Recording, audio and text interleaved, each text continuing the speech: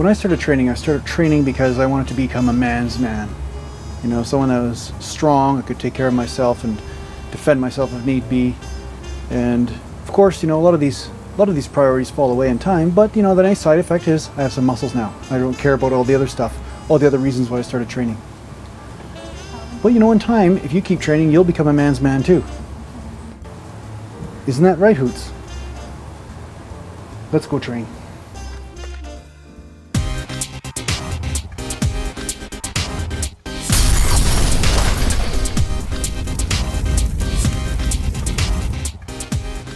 So today I'm going to train some chest back and biceps.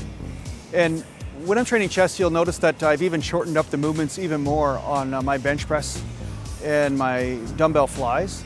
And I've been doing this as a general rule on my chest training for a reason. I've been doing this because I found that when I even do, you know, 50% or more movements as far as range of motion with chest, that my front delts are getting much more fatigued than my chest itself. So I've catered my training now around overpowering delts, and I'm trying to take them out of the movement as much as possible by shortening up the movement. And so not only am I making the movement a little bit more safe for my shoulders, but I am causing the chest to be the primary muscle that's worked during the bench press and fly movements. So the great thing about this is that most injuries do happen during an extreme range of motion. And the fact is that the purpose as a bodybuilder for me is to fatigue the muscle group I decide to train, not to just perform a movement a certain way. And I've said this many times in all the other videos, but what I'm trying to stress to you is that you have to use your mind in this bodybuilding game. You don't follow the herd like a bunch of sheep. What you do is you decide strategically what muscle group you want to fatigue. Now, if I perform bench press normally, like, you know, a power lifter or like a typical bodybuilder sometimes out there, they stretch all the way down and do this. What happens is that it will work my muscle groups. It will work my shoulders, it will work my tris, it will work my chest. But what muscles are overpowering the movement and what muscles are actually getting developed from that movement and what muscles are not getting developed? And the truth is, I train shoulders when I do shoulder training, and I don't want to have to train them again when I'm doing chest training. My goal is to make the chest the weak link. I want my chest to fatigue and to be forced to adapt. And there's just a nice side effect of safety in this as well. So I'm not overstretching the delts when I'm trying to train chest. So there's a win-win situation that's going on here. You've noticed that I've done some short repetitions when it comes to squats to rehabilitate the knee. But sometimes short movements are the right way to train a muscle. Sometimes they are the right way to isolate a certain muscle group that you want to fatigue, that you want to concentrate on. Okay, so that's something to keep in mind. You may find also when you do short movements, as many people out there, they say short movements are cheating. But you may find that actually the short movements are harder than the full movements because you're no longer resting on your joints or resting on your ligaments and tendons. The muscles are the ones that are actually doing the work. So this is another thing to take into consideration for all you people out there that are accusing people of cheating that are doing short movements, okay? So the next thing is I trained some back and I did dumbbell rows. Now I could easily do 100-pound dumbbells or 120-pound dumbbells, but the most important thing again is that I want my back to become the weak link, not my rotatories, not my abs to keep myself from twisting. I want my lats to become the weak link. So what I've decided to do is to make sure that when I'm training my lats, that I'm keeping the movement in a strict range of motion. You'll notice that I never overextend or hyperextend my arm. I don't even bring it really far forward because I can feel my shoulder coming in and out of my labrum, like it's basically moving a little bit out and in. So it's not necessarily a safe movement for the shoulder. So what I'm trying to do is train the muscles first and keep the joints and ligaments out of it. If you're an athlete, you may want to train ligaments and tendons because that's what your sport demands. But I say it's more of a risk of injury and it's not really worth it for the average trainer out there. And I would even say it's not worth it for even the average hockey player or athlete. I would say they're taking enough beating during their sport on the ligaments and tendons. Why beat the ligaments and tendons up even more?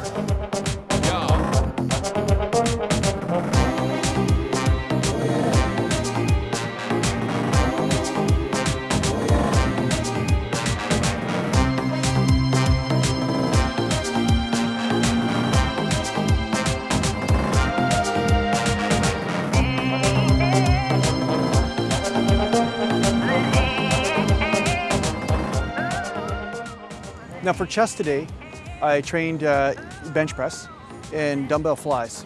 Now the reason why you'll see that I'm doing really partial movements, like extreme partials in some way. I mean, a lot of people out there that don't know anything will say, oh my God, this guy's cheating. He's doing the bench press all wrong, right? But the first decision you need to make as a bodybuilder, or even as a person that's involved in fitness, is why am I performing this exercise?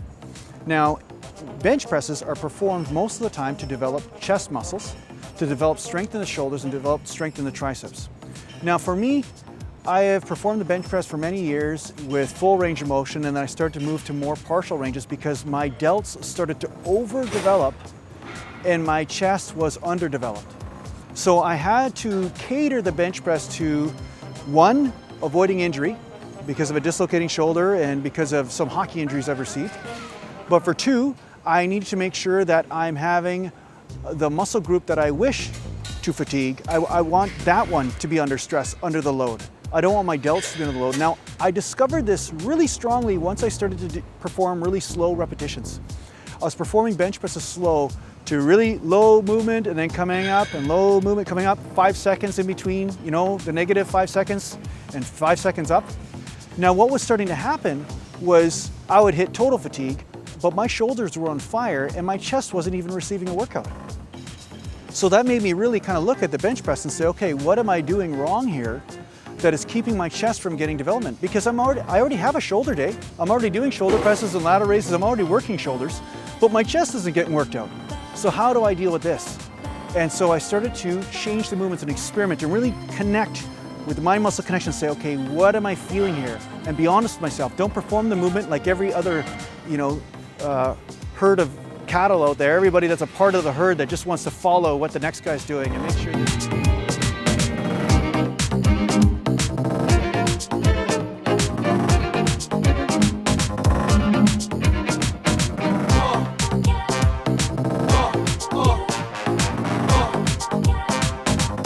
the first priority is listening to your body and finding out what feels right to you, okay? And as you become more acclimated and more in touch with your body, you'll know and you'll see that some of the recipes that are being perpetuated out there for fitness and training are absolute bullshit. So here's what I did. I started to lower the range of motion on bench press, and I stick to more the higher range, the top portion, the top third. And sometimes you'll see me come down. That's me still conducting the experiment to say, where am I feeling this bench press? And then I come up and down, right? So now the great thing about this is that I've been getting extreme pumps in my chest, but my shoulders are not burning, and my chest is actually what's fatiguing. So at the end, my chest is what can't push anymore.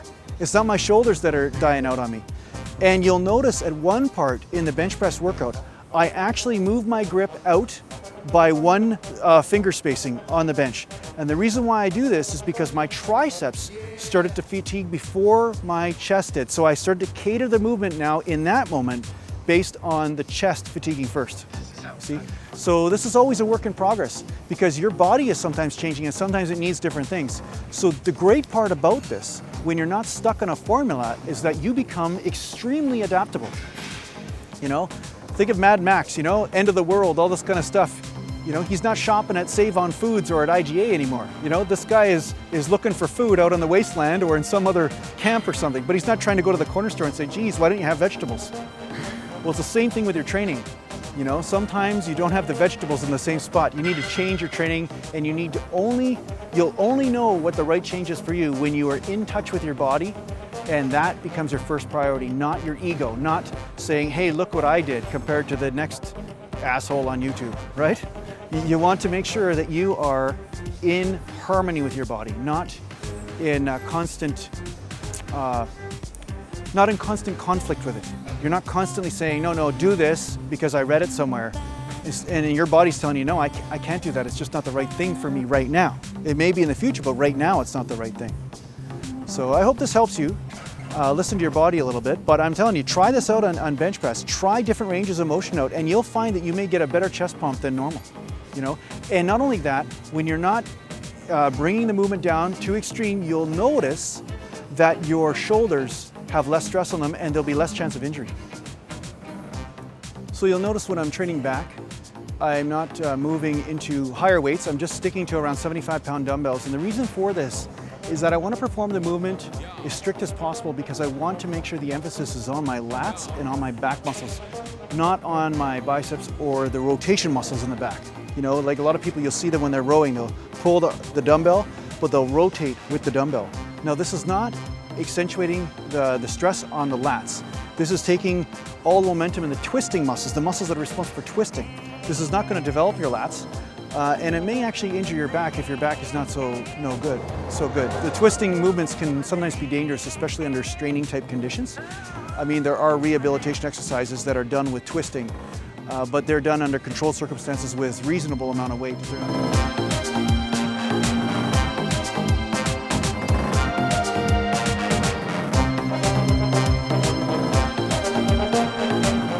When I'm performing the dumbbell row, you'll notice that I don't bring the arm all the way down. My arm is not coming down. I'm keeping the arm bent and I'm coming to as far forward as I can where I feel the stretch in the lats, but once it starts to transfer to the delts and to the arms, then that's it. The movement is going to stop for me there. I'm going to stop the movement. I'm not going to come down any lower. I'm not going to move the dumbbell down any lower because now the stress is transferring to another set of muscle groups and onto the joint. More importantly, the more you lock the arm out, the more you lock the shoulder out, the more the joint is taking the stress and not the muscle. And that's the first priority for me, is to keep the stress off the joints as much as possible and to transfer that stress onto the muscle. Okay, so some of you smarter trainers out there, some of you people that have been around this for a long time will automatically start to gravitate towards this type of training technique because you'll realize that it's more efficient and you get injured much less. So as you can see here, I've done one set. I'm not going to show you all the sets that I've performed for one arm rows. It's about 5 sets that I've done, but as you notice, I'm keeping the tension constantly on the back. I'm not allowing it to go forward, and I'm not extending my arm so that I'm starting to rest on the joints themselves. I mean, I don't have the luxury of doing that because of some of the injuries I've received outside of the gym, but it's actually paid off. I mean, the tension is constantly on the lats, and you can really feel that there is much more emphasis on working the back, the rhomboids, the traps, everything.